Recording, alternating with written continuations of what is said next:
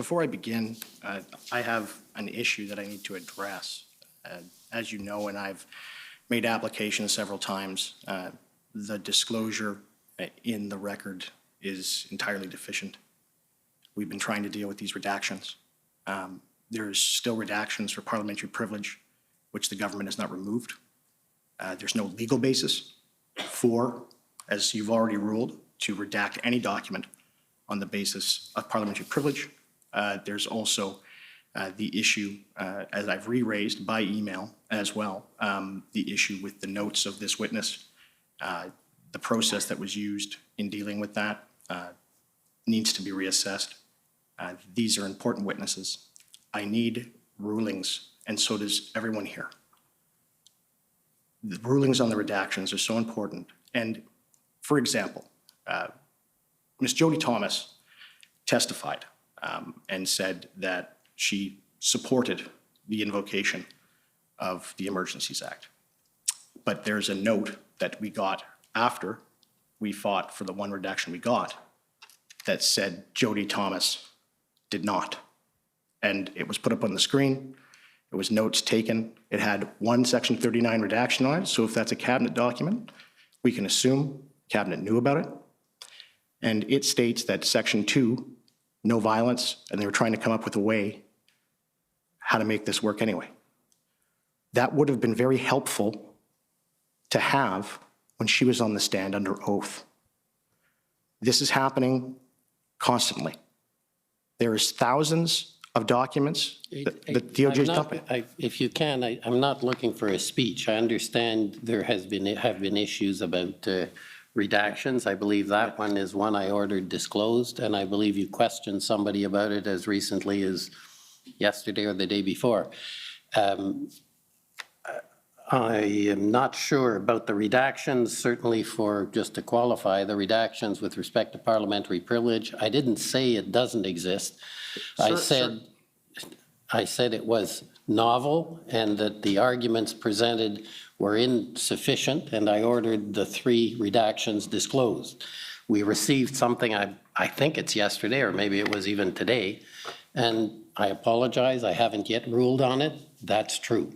But I do my very best to make decisions. I try my very best to make them intelligent and thoughtful, and that sometimes is not done immediately. So that's sort of how I can respond to those points. So, sir, I can make it very easy, and we've written your counsel for a set of them. So the law is such that where a redaction is sought on the basis of irrelevance, it is not the onus of the person seeking to have it redacted on the basis of relevance. It's the onus on the person seeking for it to be redacted. And the purpose for that is that all of the documents given to us are subject to the implied undertaking rule. So they don't become public until a ruling on their relevance is made. Okay, well, I'm not in a position to rule on that. I suspect that's the request you made either yesterday or today. I don't know which, and I'm sorry, I'm not in a position to rule on it right now. Sir, but... So what I'd like you is if you could proceed with your examination, or that would be, I think, ideal at this stage, and I'll do my best to deal with the motion, the redaction issues, as soon as possible.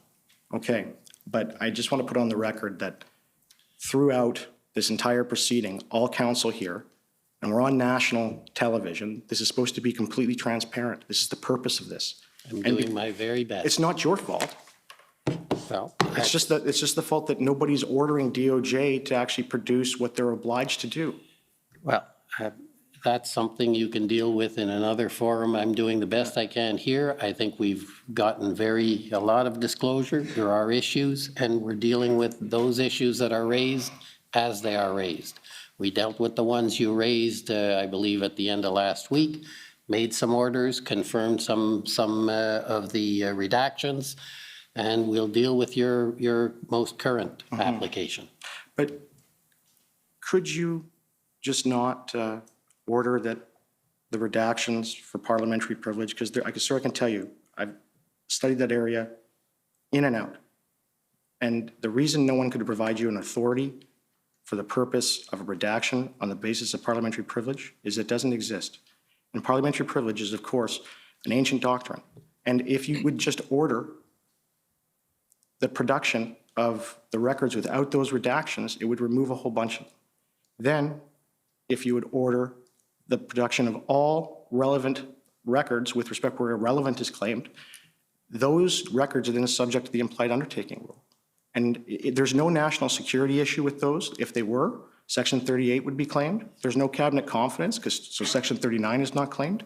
And that has been the law since time immemorial. How can you contest if something's relevant if you don't know what it says? And my problem is that this witness is now on the stand. One of the documents is key in my submission. It is the notes of Ms. Jackson, which is the office assistant to this witness. There are redactions therein on the basis of irrelevance, and there are redactions therein also, I believe, on one of the other grounds. And I've sent a written motion, if you will, email to your council.